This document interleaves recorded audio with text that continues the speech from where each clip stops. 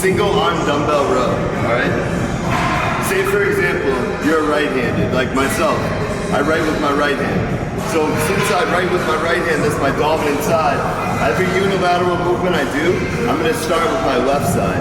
The reason being is because, for example, say we went grocery shopping, if we went to grab a gallon of milk, probably grab it with your right hand.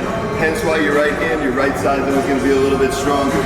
That's why when we're in the gym, try to use that advantage of being able to train your weaker side first so that you can make yourself more symmetrical and just overall, just a better athlete.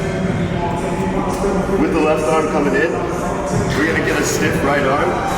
And from this position, and for every exercise really with the back, you wanna really emphasize the arch. You never wanna have your back rounded. Always think shoulder down, arch your back by sticking your ass out. From this position, compress shoulder with the back arch, driving our elbow tight to our body, squeeze.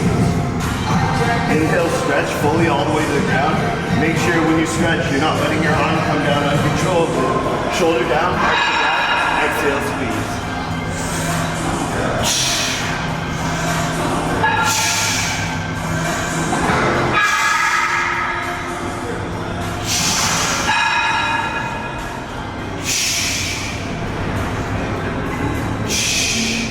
See, a lot of people will do this.